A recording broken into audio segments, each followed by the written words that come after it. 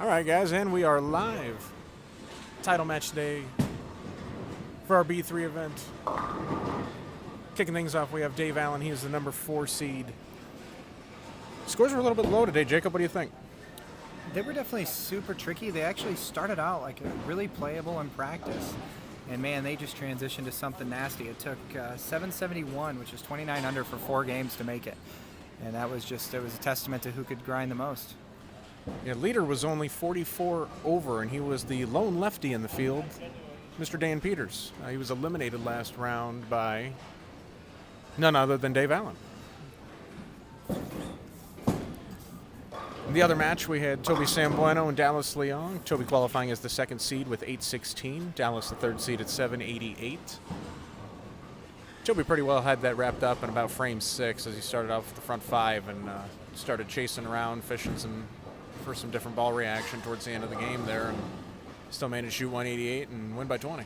Yeah, that just shows how tricky they were. You change balls, try to get a look, and split 3 of the last 4 frames. It's really, really hard. I mean, he beat a 165, so it still was fairly close, and 165 would have won the other match, so they were super tight.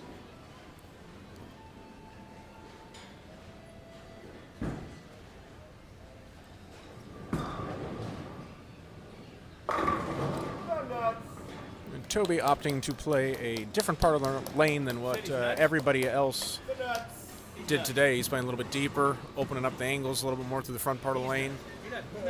Towards the beginning of the day, there were a lot of people playing close to the gutter. I mean, we're talking on top of the gutter, which, in my opinion, I thought would develop a little bit faster out there, but never really happened.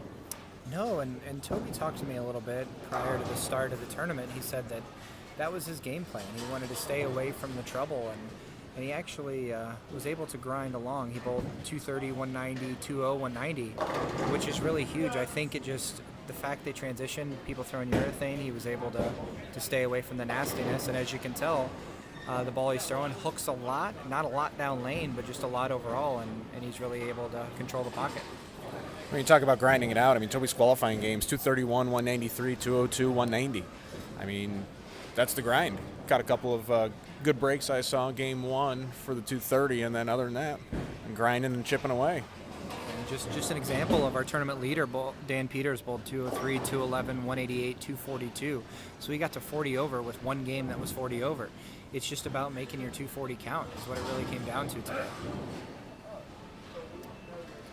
We like him tough here at B3. Dave Allen a lot further outside, as you can see, which is where most of the guys played. And you can see it's really cool that a pattern allows deep inside, deep outside, and got 2 different styles playing here in the finals. Definitely 2 different ways to go about it, that's for sure.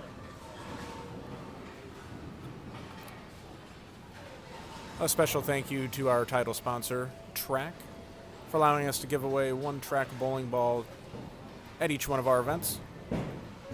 For anybody who doesn't cash at one of our events, we put everybody into a pool, we do a little raffle, and 1 person wins a Track ball of choice. Today, that person was Danielle Schilling, so congratulations to Danielle. She picked a Paradox Black for her ball of choice. I'd say it's a pretty good one. That's a great choice for everybody, and it would actually look fantastic today. Too bad she didn't have it already. It definitely would have been a good one for sure.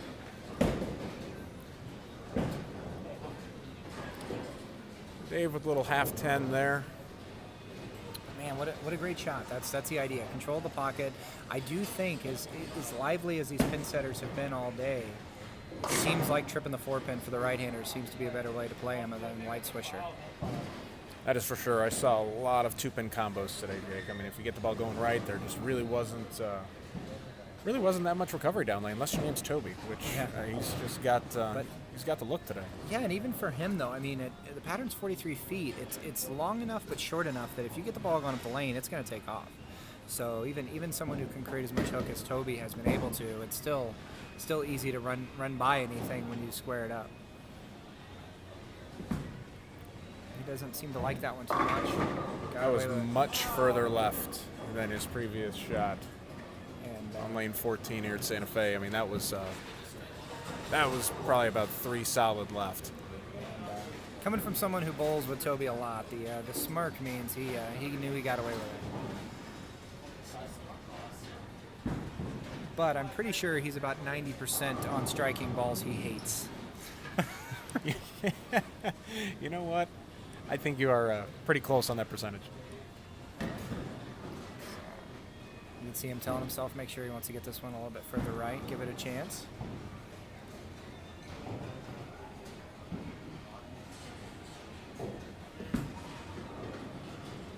Push again.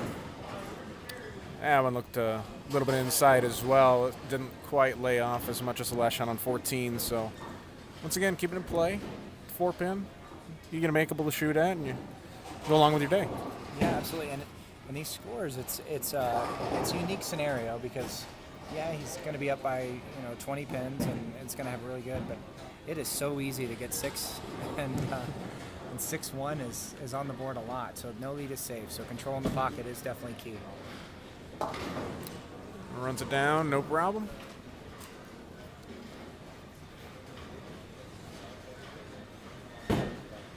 So what do you think? We're going to have a new champion no matter what today.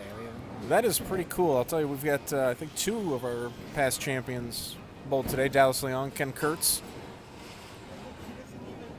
Kenny struggled a little bit today, but even still, his games are still in play. 199, 164, 182, 195. Still not a bad day. Only about 30 out of it after it was all said and done. Did Dave make a ball change there, Jake? Yes, he did. I'm not sure. I was trying to figure out what he was throwing, but he did go to a different ball. It seemed to roll earlier, but didn't quite have enough juice down lane.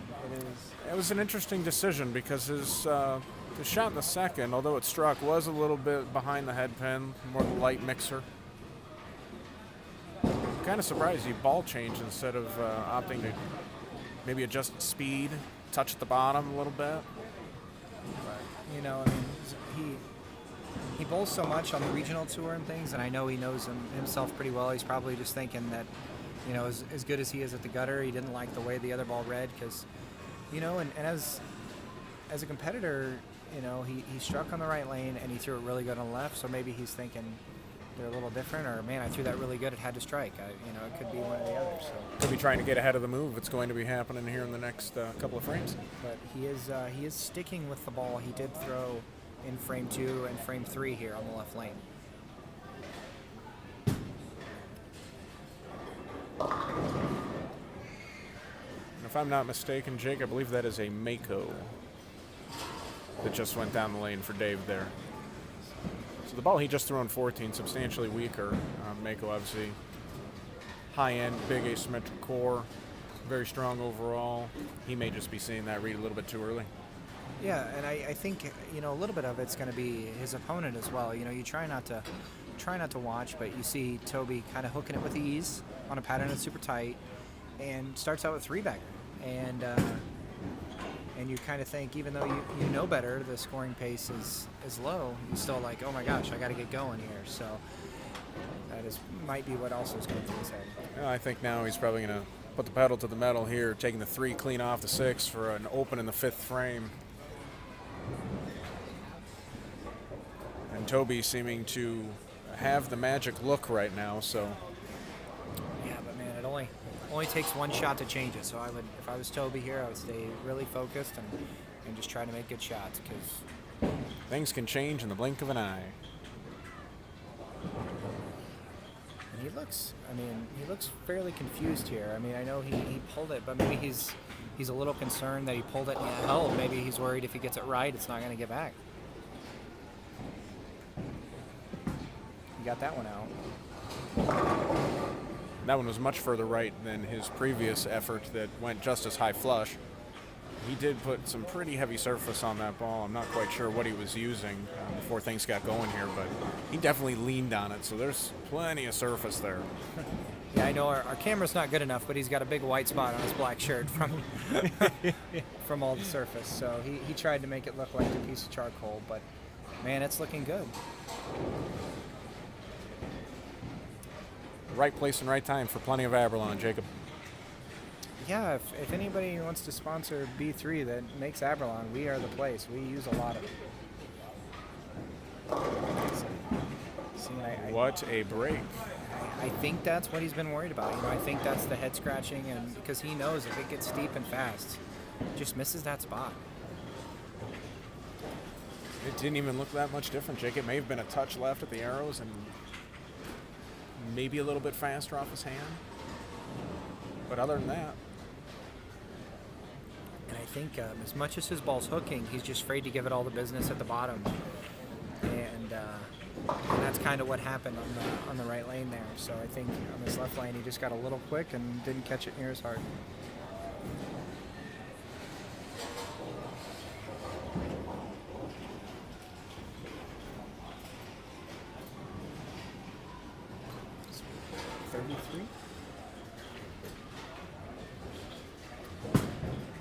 Dave with the ball change back to the one he's been throwing. Ringing 10 here. Gosh, that was such a big shot. Such a great shot, and he really needed it. Still a lot of time. Still 4 frames left after this, but, man, he would have definitely liked to cut into Toby's lead. Yeah, absolutely. I mean, he's looking at 33 pins now with the spare here in the 6th. He definitely needs to start striking. Yeah, definitely. I think this shot on the left lane is going to be crucial because he's going to need to make the spare, and he needs to get some sort of pressure on Toby just to let him know, hey, I'm still here. I'm ready to play. Right. It's pretty good. No problem on the spare. He is an excellent spare shooter, which is key at Battleborn bowling. We were talking about it earlier, Jake. I think in the 10 or so events that we've ran thus far, I believe we've had one cut that was over 200 average. Yeah, and we use patterns that are available to the public. On usually Kegel's library is what we use, and it's nice to put out patterns that out of the majority that we got 80% of the field had a chance to make the cut going the last game. That is awesome. I think we were talking about that earlier as well, as we were looking all the way down. We had a total of 15 entries today. We were looking all the way down to 12th place. 12th place going into game 4 was only 20 pins out.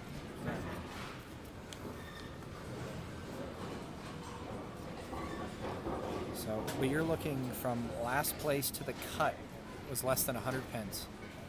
I mean, that's turning a 150 into 250, and that's very possible.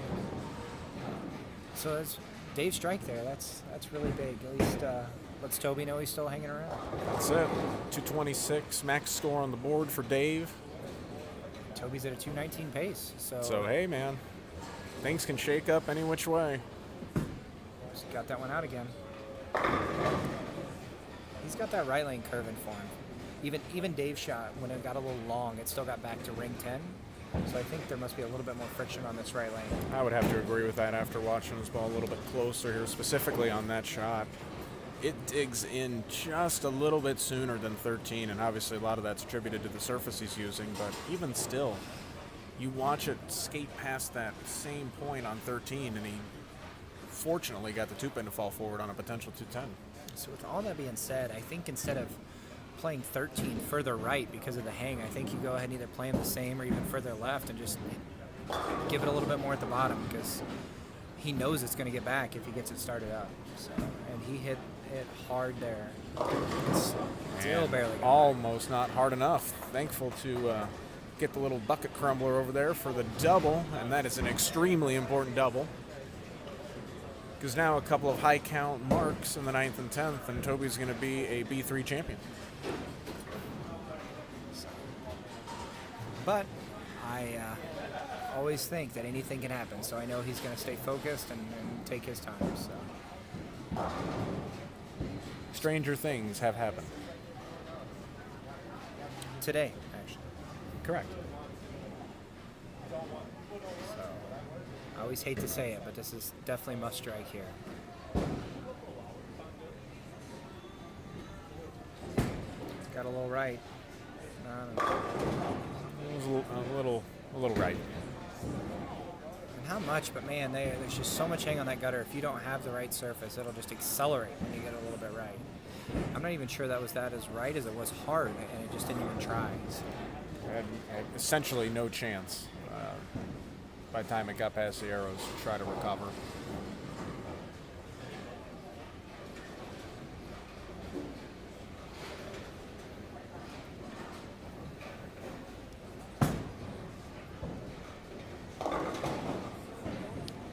And the spare in the 8th.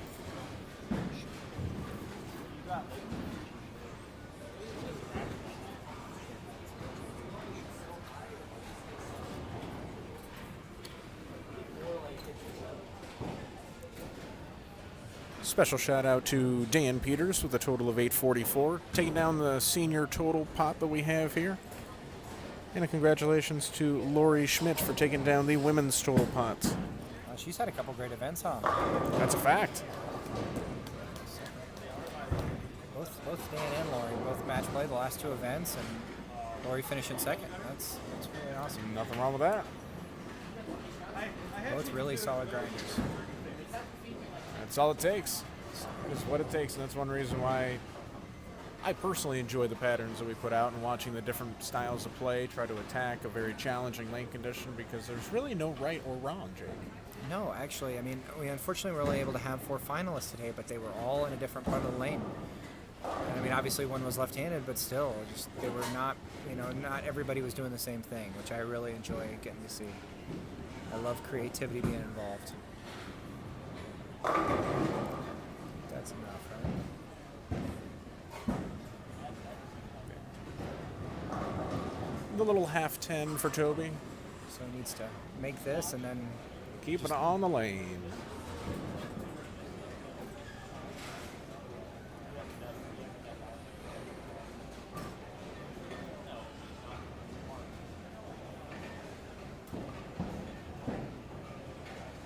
Interesting. Choosing to throw urethane at spares today instead of plastic. I wonder if that's just by choice or if because the pattern's a little longer, he likes the ball not fading as much. That's a good question. What do you choose? Do you choose plastic or do you choose urethane? I am always plastic. I think the consistency is the biggest key for me. I'm about a 95% spare shooter, but I'm about a 60% spare shooter when I take plastic out of my hands. So That's a big percentage drop. Yeah, it's just nice, traveling all over the world. It's nice to know if I stand here, hit here, the ball goes there. So that's what I do like to see. Fair enough. So 198, so we need 5 pins.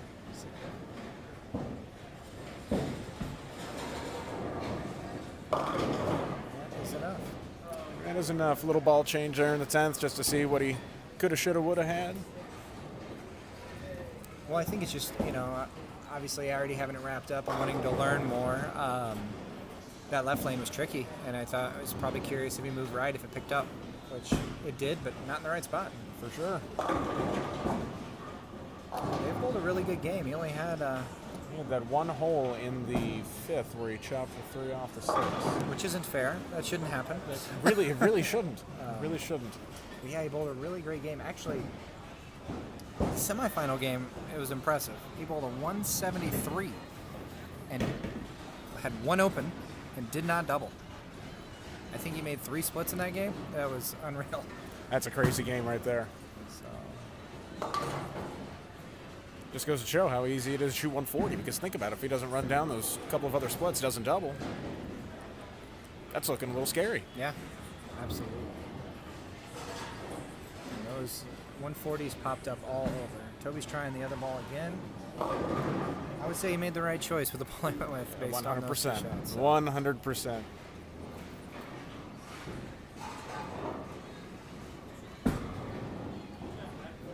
That did look good. Well, we have another first-time champion here at B3. Congratulations to Mr. Toby Sambueno on the win today. Awesome. Yeah, he definitely controlled the pocket the best and kept his composure, and by far had the most consistent games and deserved to be champion. Pretty cool to see, I would say. Absolutely. Final score, 223, 186. I think it was a pretty good day, Jake. Yeah, it was a lot of fun. Thank you again to Santa Fe for having us, and obviously to Track again for everything they do for us and allow us to give away balls and show these two awesome bowling balls the tactics and precision right here during our final match. So congratulations, Toby Sambueno, and we'll see you next time.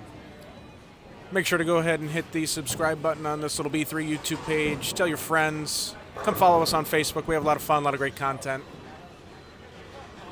Let your friends know we're here, guys. Until then, on behalf of Mr. Jake Peters, I'm Brandon Allred. We'll see you guys next time.